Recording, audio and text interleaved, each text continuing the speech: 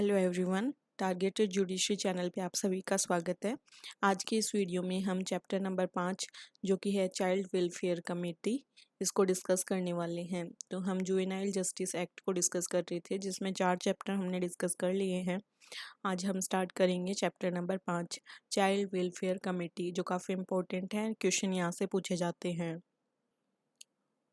तो section number 27 से ये स्टार्ट होता है।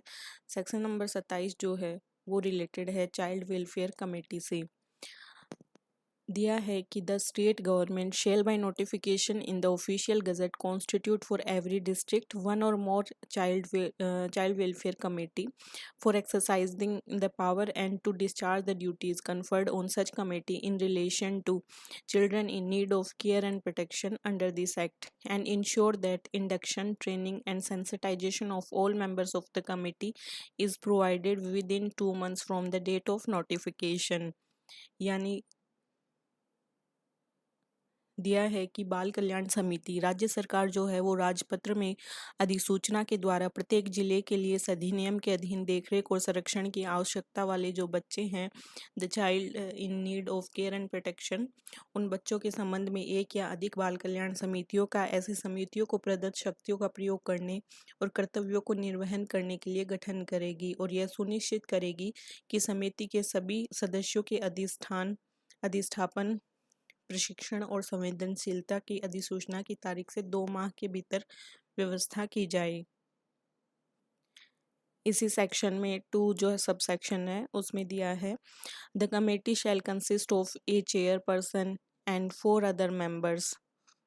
as the state government may think fit to appoint, or whom at least one तो woman होगी and another an expert on the matters concerning children। समिति एक अध्यक्ष और 4 ऐसे सदस्यों से मिलकर बनेगी जिन्हें राज्य सरकार नियुक्त करना ठीक समझे। उनमें से कम एक महिला होगी और दूसरा बालकों से संबंधित विषयों का विशेषज्ञ होगा। The district child protection unit shall provide a secretary and other staff that may be required for secretarial support to the committee for its effective functioning। तो जिला बालक संरक्षण एकक एक सचिव और उतने ही अन्य कर्मचारी उपलब्ध कराएगी जितने समिति को उसके प्रभावी कार्यकरण हेतु सचिवालय सहायता के लिए अपेक्षित हैं। अब यहाँ जो सब सेक्शन 4 है इसमें थोड़ा चेंज किया गया है। जो जे एक्ट है, अमेंडमेंट एक्ट 2021, उससे यहाँ पे अमेंडमेंट किया गया। तो आप देख सकते हैं, आपके पास जो नया बेयर एक्ट है वहाँ देख सकते हैं कि लिखा गया है no person shall be appointed as a member of the committee unless he has a degree in child psychology और साइकियाट्री और लॉ और सोशल वर्क और सोशोलॉजी और ह्यूमन हेल्थ और एजुकेशन और ह्यूमन डेवलपमेंट और special education for differently abled children and has been actively. अब यहाँ पे डिफरेंटली एबल्ड बच्चों के लिए नहीं था, इसलिए यहाँ थोड़ा चेंज किया गया है। इसमें गिवन है कि differently abled children and has been actively involve in health education और welfare activities pertaining to children for 7 years, or is a practicing professional with a degree in child psychology or psychiatry और law और social work और sociology और human health और education और human development और special education for differently abled children. कोई व्यक्ति समिति के सदस्य के रूप में तब तक नियुक्त नहीं किया जाएगा जब तक कि वह बाल मनोविज्ञान या मनोविज्ञान, विज्ञान या विधि या सामाजिक कार्य या सामाजिक विज्ञान या मानव स्वास्थ्य या शिक्षा या मानव विकास अथवा दिव्यांगजन बालकों के लिए विशेष शिक्षा में डिग्री धारण नहीं करता हो, और जब तक ऐसा व्यक्ति बालकों से संबंधित स्वास्थ्य, शिक्षा या कल्याण संबंधी कार्यकलापों में 7 साल से अधिक सक्रिय रूप से 7 वर्ष से सक्रिय रूप से अंतर्वलित न हो, या बाल मनोविज्ञान या मनोरोग या विधि या सामाजिक कार्य या सामाजिक विज्ञान या मानव स्वास्थ्य या शिक्षा या मानव विकास अथवा दिव्यांगजन बालकों के लिए विशेष शिक्षा में डिग्री के साथ व्यवसायरत वर्तिक न हो। अब यहाँ देखेंगे तो सब सेक्शन 4A का एडिशन भी है, उसमें काफ़ी सारे पॉइंट दिए गए हैं। तो आपके पास जो नया बेयर एक्ट है वहाँ से आप देख सकते हैं। ये वाला पुराना है, मुझे यही मिला साइट पे, तो मैंने PDF डाउनलोड करी तो ये पुराने वाला मिला। तो मैं बता देती हूँ क्या क्या चेंजेज हुए हैं। 4A जो है वो ऐड हुआ है, जिसमें है no person shall be eligible for selection as a member of the committee if he, कोई व्यक्ति समिति में सदस्य के रूप में चयन के लिए पात्र नहीं होगा यदि has any past record of वोलेशन of human right और चाइल्ड राइट्स, उसका मानव अधिकारों या बालक अधिकारों के अतिक्रमण का भूतपूर्व रिकॉर्ड है। नेक्स्ट है has been convicted of an offence involving moral turpitude and such conviction has not been reversed और has not been granted full pardon in respect of such offence, ऐसे अपराध के लिए जिसमें नैतिक अधमता अंतर्वलित है दोष सिद्ध किया गया है और ऐसी दोष सिद्धि को उल्टा नहीं किया गया या ऐसे अपराध के संबंध में पूर्ण माफी प्रदान नहीं की गई है। तो नॉर्मली भी आप देख सकते हैं कि इस तरीके के व्यक्ति को बच्चों का सेंसिटिव मामला होता है तो उसकी कमेटी का मेंबर कैसे बनाया जा सकता है, तो ऐसे व्यक्ति को यहाँ कमेटी का मेंबर नहीं बनाएंगे। नेक्स्ट है हैज़ बीन रिमूव्ड और dismissed from service of the government of India और स्टेट गवर्नमेंट और एन अंडरटेकिंग और कॉरपोरेशन ओन्ड और control by the government of India और स्टेट गवर्नमेंट, भारत सरकार या राज्य सरकार के द्वारा अथवा भारत सरकार या राज्य सरकार के स्वामित्वाधीन या द्वारा नियंत्रित किसी उपक्रम अथवा निगम की सेवा से हटाया गया या पदच्युत किया गया हो। अगला है has ever indulged in child abuse और एम्प्लॉयमेंट ऑफ चाइल्ड लेबर और इमोरल एक्ट और any other वोलेशन of human right और इमोरल एक्ट्स, बालक दुरुपयोग या बालक श्रम के नियोजन या अनैतिक कृत्य या मानव अधिकारों के किसी अन्य अतिक्रमण अथवा अनैतिक कृत्यों में कभी लिप्त रहा हो, is a part of management of a child care institution in A district, जिले में बालक देखरेख संस्था के प्रबंधन का भाग हो। तो ये सारे के सारे नए ऐड किए गए हैं। उसके बाद है subsection 5, no person shall be appointed as a member unless he possesses such other qualification as may be prescribed, किसी व्यक्ति को सदस्य के रूप में तब तक नियुक्त नहीं किया जाएगा जब तक उसके पास ऐसी अर्हताएं न हो जो विहित की जाएं। 6 सबसेक्शन है कि no person shall be appointed for a period of more than, यहाँ पे 3 year as a member of the committee, important है कि किसी व्यक्ति को सदस्य के रूप में 3 साल से ज़्यादा की अवधि के लिए नियुक्त नहीं किया जाएगा। आगे गिवन है कि the appointment of any member of the committee shall be terminated by the state government after making an inquiry if, राज्य सरकार के द्वारा समिति के किसी सदस्य की नियुक्ति जांच किए जाने के पश्चात समाप्त कर दी जाएगी यदि he has been found guilty of misuse of power vested on him under this act, अगर उसने अधिनियम के अधीन उसमें निहित शक्ति के दुरुपयोग का दोषी उसको पाया गया है। He has been convicted of an offence involving moral turpitude and such conviction has not been reversed और he has not been granted full pardon in respect of such offence, वह किसी ऐसे अपराध का सिद्ध दोष ठहराया गया है जिसमें नैतिक अधमता अंतर्वलित है और ऐसी दोष सिद्धि को उल्टा नहीं किया गया है और ऐसे अपराध की बाबतों से पूर्ण क्षमा प्रदान नहीं की गई है। नेक्स्ट है he fails to attend the proceeding of the committee consequently for 3 months without any valid reason और ही फेल्स टू अटेंड, अब ये लेस देन है इसको भी हटा दिया गया है, इसकी जगह मिनिमम रखा गया है।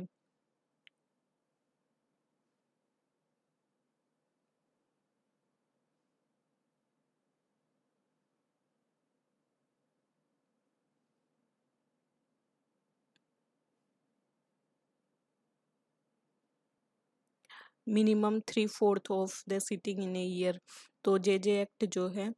जे अमेंडमेंट एक्ट 2021 उसके बाद ये ऐड किया गया है, सब्सटीट्यूट किया है लेस देन को मिनिमम वर्ड से। The district magistrate shall conduct a quarterly review of the functioning of the committee. इसके बाद जो 8 नंबर का है यहाँ भी चेंज हुआ है, तो अपने पास बेयर एक्ट जो है उसमें देखेंगे तो वहाँ लिखा है कि जो कमेटी है shall submit a report to the district magistrate in such form as may be prescribed.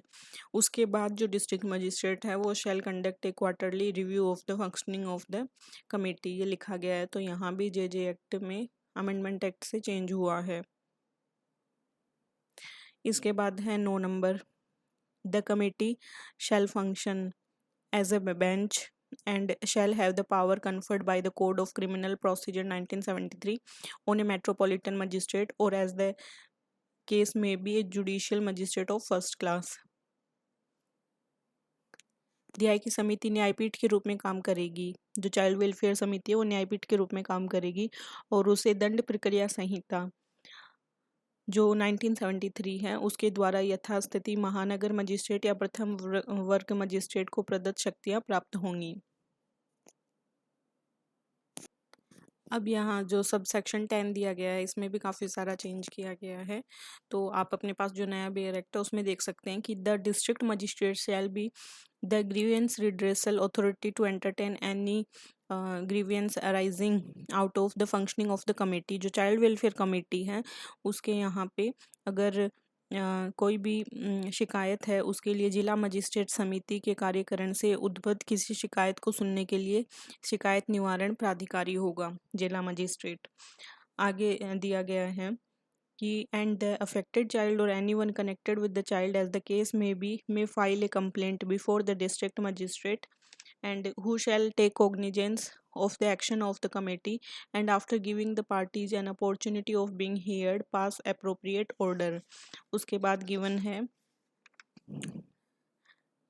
कि बालक से संबंधित कोई व्यक्ति, प्रभावित बालक या फिर उस बालक से संबंधित कोई व्यक्ति जिला मजिस्ट्रेट के समक्ष शिकायत फाइल कर सकता है जो समिति की कार्रवाई का संज्ञान लेगा और पक्षकारों को सुनवाई का अवसर दिए जाने के बाद समुचित आदेश पारित करेगा।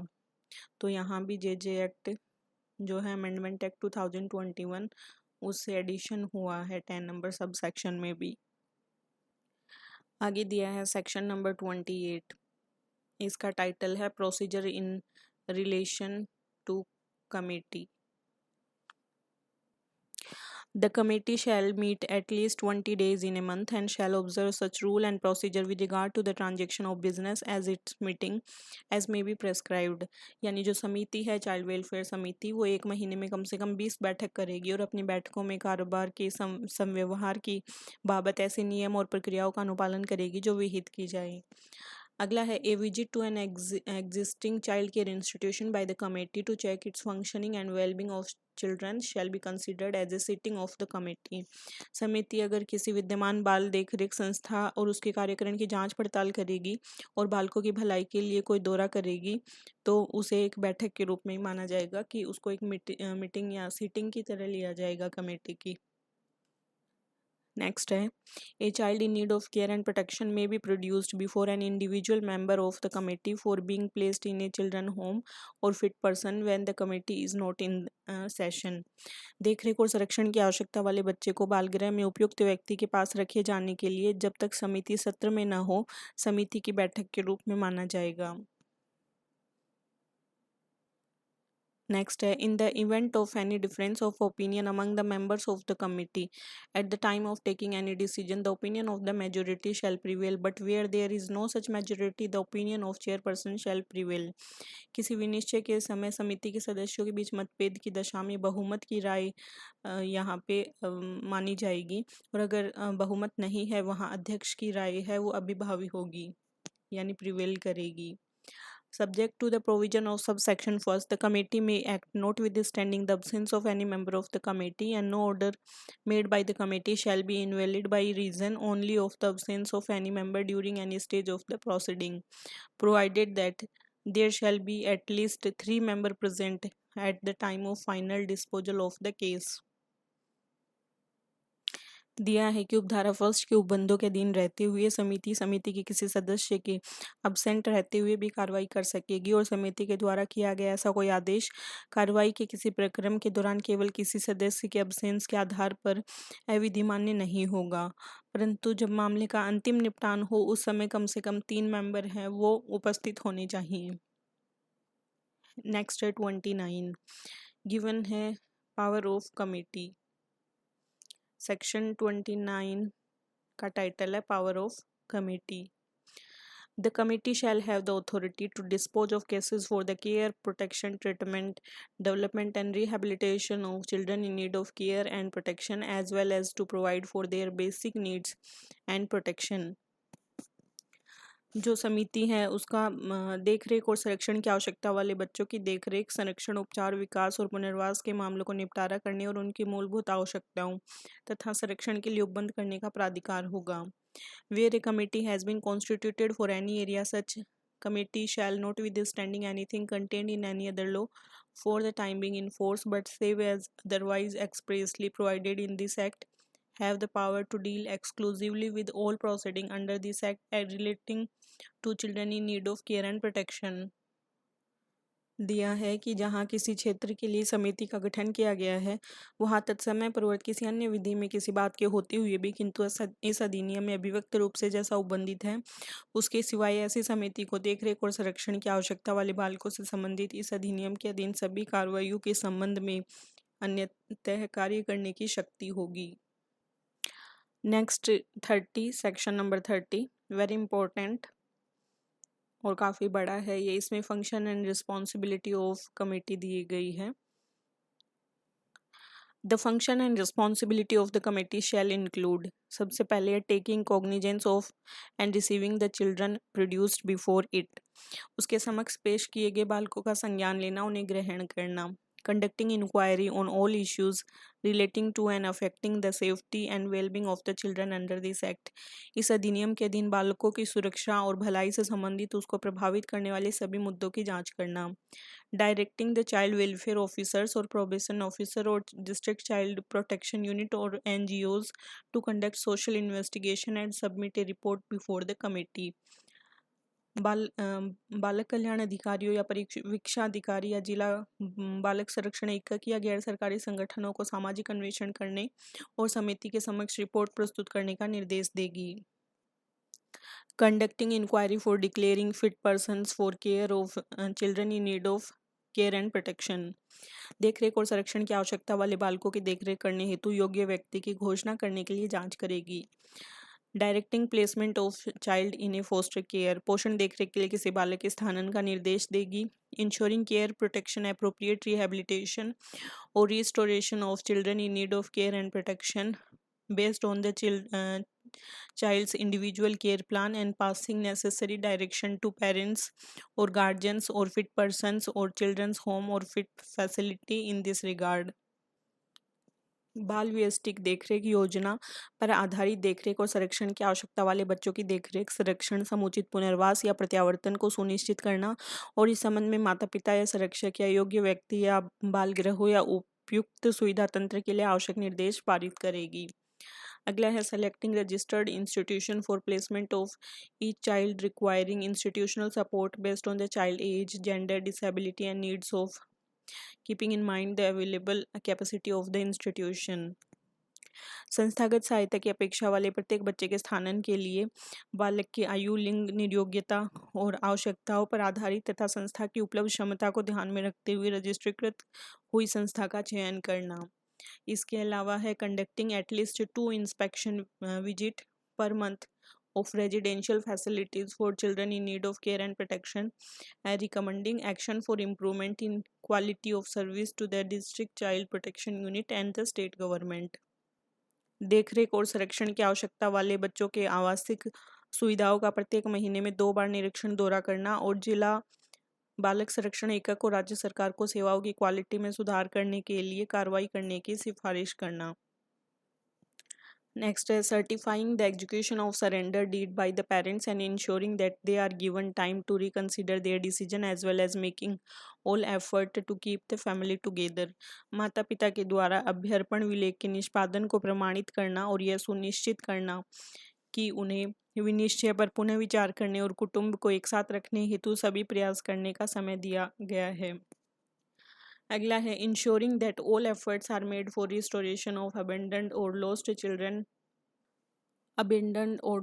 Children to their families following due process as may be prescribed. यह सुनिश्चित करना कि ऐसी सम्यक प्रक्रिया का जो विहित की जाए अनुसरण करते हुए परित्यक्त या खोए हुए बच्चों का उनके कुटुंबों को प्रत्यावर्तन करने के लिए सभी प्रयास किए गए हैं। Declaration of orphan, abandoned and surrendered child as legally free for adoption after due inquiry। अनाथ, परित्यक्त और अभ्यर्पित बालक की सम्यक जांच के पश्चात दत्तक ग्रहण के लिए वैध रूप से मुक्त होने की घोषणा की जाए। Taking suo motu cognizance of cases and reaching out to child in need of care and protection who are not produced before the committee provided that such decision is taken by at least 3 members।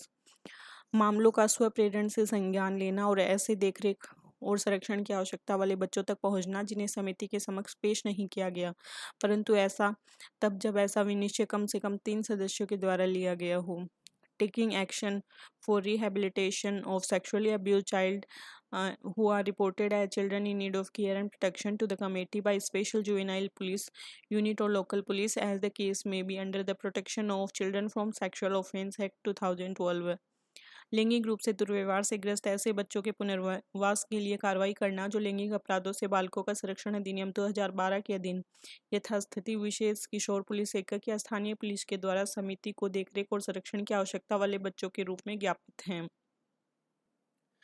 Dealing with cases referred by the board under subsection 2 of section 17। धारा 17 की उपधारा 2 के अधीन board के द्वारा निर्दिष्ट मामलों में कार्रवाई करना। Coordinate with the police, labour department and other agency involve in the care and protection of children with support of the district child protection unit और द स्टेट गवर्नमेंट। जिला बालक संरक्षण एकक या राज्य सरकार के समर्थन से बालकों की देखरेख और संरक्षण में अंतर्वलित पुलिस, श्रम विभाग और अभिकरणों के साथ समन्वय करना। In case of a complaint of abuse of a child in any child care institution, the committee shall conduct an inquiry and give direction to the police or the district child protection unit or labor department or child line services as the case may be। समिति किसी बालक देखरेख संस्था में किसी बच्चे से दुर्व्यवहार की शिकायत के मामले में जांच करेगी और यथास्थिति पुलिस या जिला बालक संरक्षण एकक या श्रम विभाग या बाल बल सेवाओं का निर्देश देगी। अगला है accessing appropriate legal services for children. बालकों के लिए समुचित विधिक सेवाओं तक पहुंच बनाना। Such other function and responsibility as may be prescribed. ऐसी अन्य कृत्य और दायित्व जो विहित किए जाएं। तो ये सारे थे functions and responsibility of the committee.